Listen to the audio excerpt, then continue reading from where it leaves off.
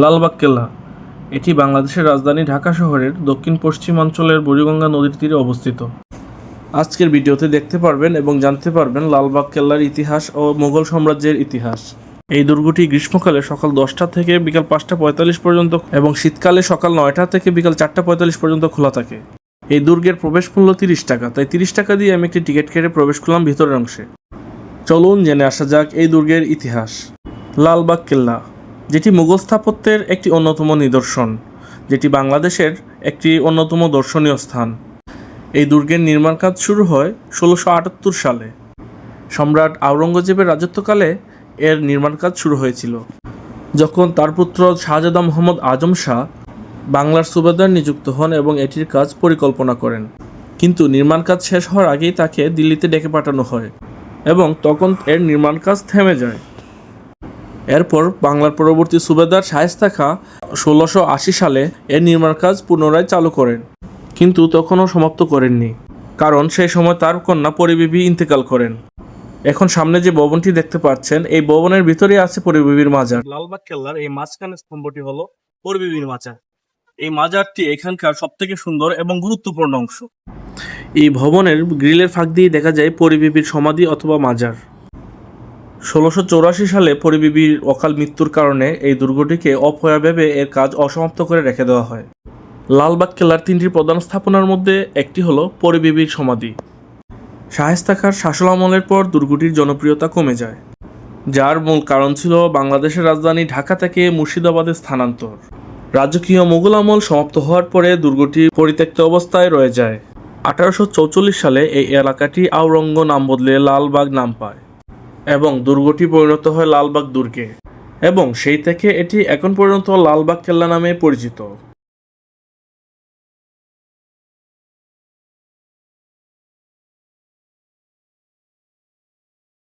এই পরিবিবির মাজারের ঠিক পশ্চিম দিকে যে মসজিদটি দাঁড়িয়ে আছে, এটি হচ্ছে শাহী মসজিদ, যেটি 3 গম্বুজ বিশিষ্ট মুঘল সাম্রাজ্যের একটি স্থাপত্য। এই 3 গম্বুজ বিশিষ্ট মসজিদটি যেখানে এখনো নামাজ পড়ানো হয়।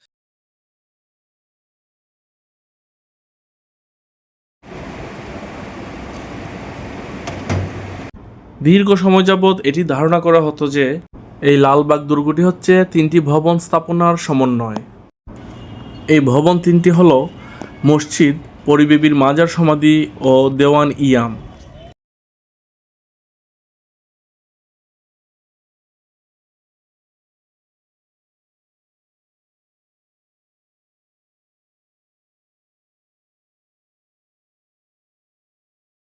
লালবাগ কেল্লার এই মাঝখানের স্তম্ভটি যেটি দেখতেছেন, এটা হচ্ছে পরিবিবির মাজার, যেটি কিনা একটু আগে আপনাদেরকে আমি দেখিয়ে এসেছি।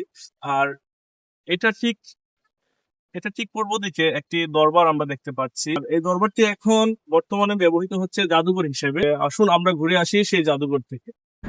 এই দরবারটির মূল নাম হচ্ছে দেওয়ানি আম। এই দেওয়ানি আম বাংলার মুঘল গভর্নরদের বাসভবন ও দরবার হিসেবে ব্যবহৃত হতো। এই ভবনের নিচের তলায় সংযুক্ত আছে বিশাল এক হামামখানা। এই ভবনটিকে 2টি কাজে ব্যবহার করা হতো, একটি হচ্ছে হামামখানা এবং আরেকটি হচ্ছে বসবাসের জন্য।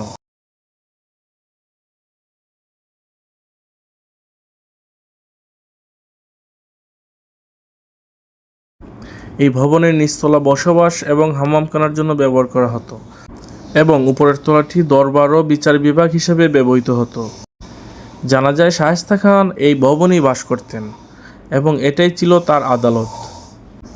দেখুন কি দৃষ্টিনন্দন কাজ এই ভবনটির গায়ে জড়িয়ে আছে। এটি হচ্ছে এই ভবনেরই একটি ম্যাপ। যে কেউ চাইলে এই বাসভবনটিতে ঘুরে দেখতে পারেন। এই বাসভবন অথবা দরবার হলটিতে ঢুকতে কোনো টিকিটের প্রয়োজন নেই। এটি হচ্ছে সেই মুঘল আমলের শৌচাগার। একা একা ঘুরছিলাম আর চিন্তা করছিলাম কেমন ছিল তৎকালীন সময়ের মানুষের জীবন ব্যবস্থা। সামনের রুমে একটি সিঁড়ি দেখা যাচ্ছে, চলুন সেদিকেই যাই। এই সিঁড়িটি হচ্ছে উপরে দরবার হলের একটি প্রবেশপথ। এই সিঁড়িটি দর্শনার্থীদের জন্য উন্মুক্ত নেই। শায়েস্তা খানের বাসভবন ও দরবার হল বর্তমানে লালবাগ কেল্লার জাদুঘর হিসেবে দর্শনার্থীদের জন্য উন্মুক্ত।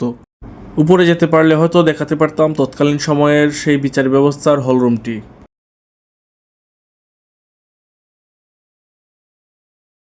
দেখতে দেখতে চলে এসেছে বিদায়ের পালা। তাই আজকের মতো আমি বিদায় নিচ্ছি। দেখা হবে পরবর্তী ভিডিওতে। সে পর্যন্ত ভালো থাকবেন। আল্লাহ হাফেজ।